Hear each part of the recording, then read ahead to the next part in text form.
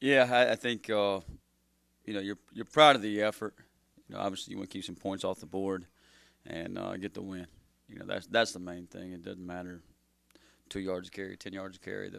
The main goal, the end of the goal today is win, and that's what we're all here for, and that's what the number one goal in our kids' mind is. They want to play well and they want to win, and anything short of that, they're frustrated about it.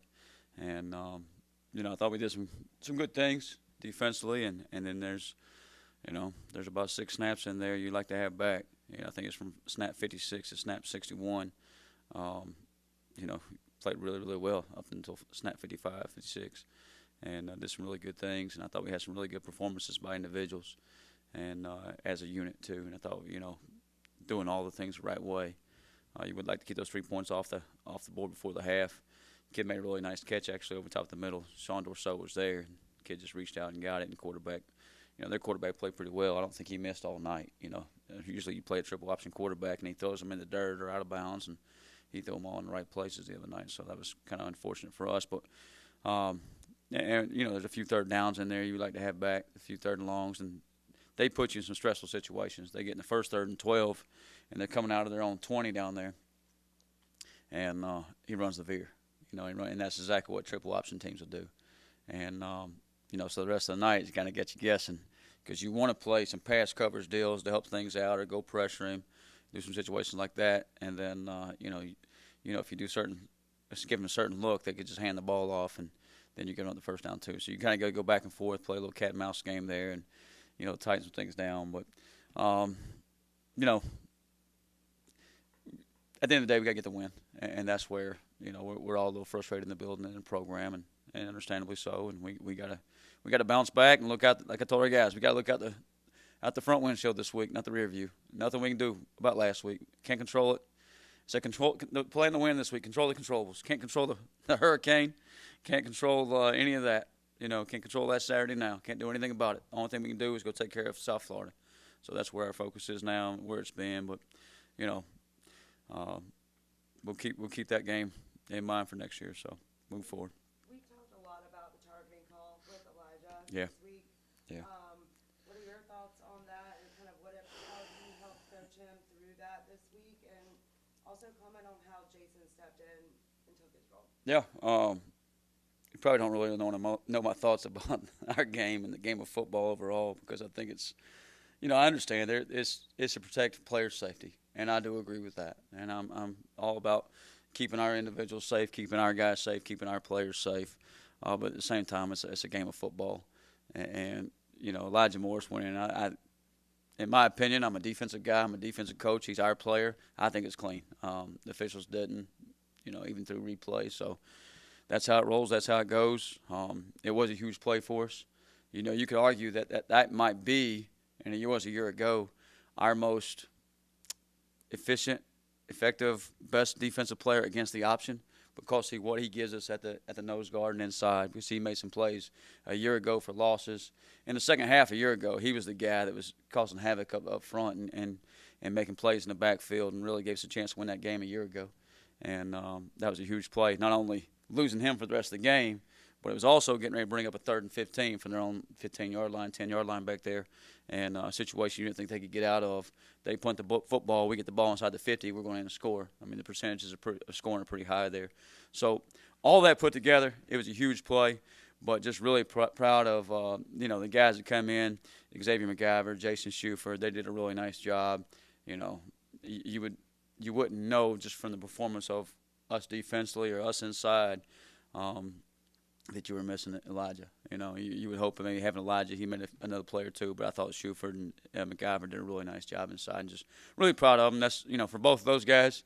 Shuford's talking about how sore he was on Sunday, and I said, "Hey, it's the most snaps you played in a while." He said, "Yeah, that's the most snaps. You don't get much emotion out of him, but he's a really good kid and doing some really good things. Just proud of those, and that's the attitude and the mentality we got to take in our whole defensive room.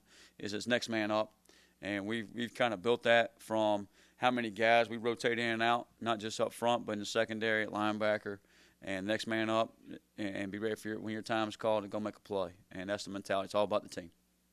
They used a lot of their timeouts when they had the football. Do you relish that? It's like, hey, that's a good thing, or are you like, damn, they get a second chance now to go call a play? No, I mean sometimes you feel like, hey, you would like to.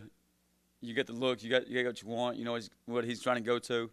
So you kind of wish you to go ahead and run it, but he had the play clock rolling down a couple times. Had he burned those timeouts, and kind of is what it is. Sometimes it gives you a chance too to regroup and gives you a chance to talk to your guys about what could be coming and the situation. Just kind of remind them, coach them up a little bit so we're prepared. So it does do that, making sure you get the right personnel on the field.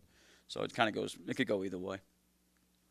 South Florida, they ran the ball pretty well this year, and they ran it pretty good in this game last year. What do you see from their offensive front? Yeah, they ran for 300 yards against Florida, and pretty good Florida SEC team. It's really talented, big up front. Ran the ball against us last year. Popped a long run off, coming out of the boneyard end. We missed a gap inside. He hit it down the sideline, and another one on 4th and 1 to get in the end zone there, down about the 20-yard line. We missed a gap in there as well. So if you're unsound defensively, if you miss a gap, if you don't get over the counter, all those type of things, they're going to make you pay. And I think up front, O-line wise, they do a really good job. I think they're really well coached up front. The quarterback does a nice job of just operating them. He's a kid that was at Baylor, took him to the Sugar Bowl, and played some big time ball games. Weaver, the receiver, number 10, I think he's real. I mean, he's a threat. We saw that a year ago. They got the little zone play up inside, and they got the glance outside to him, and you got to be sound on both. And it's almost like option football in a way where you got too many guys guarding Weaver, they're going to run the football, and they're going to crease you there. You got too many guys in the box, they're going to take their one-on-one with Weaver. And that's what they certainly took advantage of last year, and you can see that in the game plan this year. That's where they're going. I think Horn, number 5, has been a guy that's flashed to me on film this year. He's got, I call it real speed, to our guys. And I know they got some fast guys. The kid from Charlotte, Brown, number 1, is a 10.55 100-meter guy out of high school, so he can run. Number 4, Dawson out of South Carolina, is another speed guy. But the guy that really stands out to me is Horn. Weaver's obviously a guy. The tailback's 21, Battier, I believe it is. He's the kick returner, maybe the best in the league. He's not a very big guy, but, you saw in Florida, he gets a crease and he can make somebody miss in the hole, and he can take it to the house. And then the quarterback run game is added really a new feature to their offense. You still got, I think it's Mangrum back there, number 0, bigger back, 220 pounds, 6'1". So you got to do a great job tackling him. Make sure you bring it when he comes, because he's going to bring it as well. So they got the full package. They got doing some nice things offensively. And they got a bunch of experience with their offensive coaches. I think Chad Morris is an analyst there, who was at the head coach at SMU in Arkansas. Got a new offensive coordinator in Trickett, Travis Trickett, who was we faced him back when we were at the Citadel when he was the OC at Sanford. He's been at West Virginia the last few years, and now he's down there. He's got a lot of experience in the room on the offense side of the ball, as well as the head coach. So we're certainly got our hands full, and they certainly got a good thing going down there, and we got to make sure we're ready to play.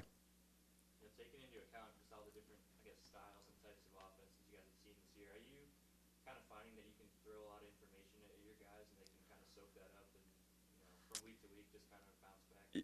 Yeah, and you know what? Like, usually after you play an option offense, it usually takes a few days to get back in. Hey, guys, it's spread offense again. It's shotgun. And I thought our guys really done a nice job of handling it.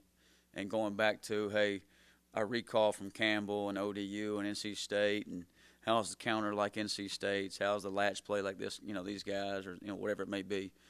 So they've done a nice job of doing that, and we've been able to add more.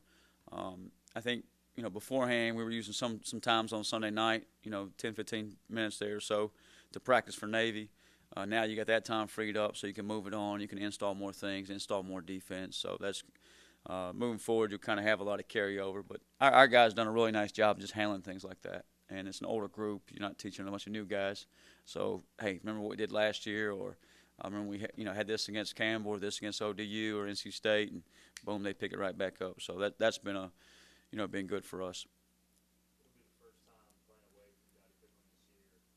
You do have some experience playing in a pretty empty venue from the COVID year. Do you have to kind of bring your own energy and Yeah. encourage guys to do that? Bring your own juice, and that's what we said all of 2020, right? We remember those times, and that was one of the controllables. We didn't know where we were going to play. We talked on earlier in the week.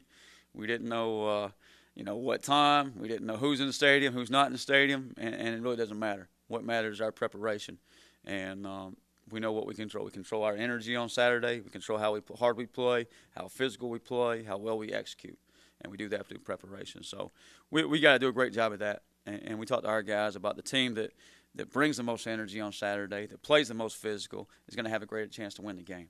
And if we'll do those things, you always feel good about it.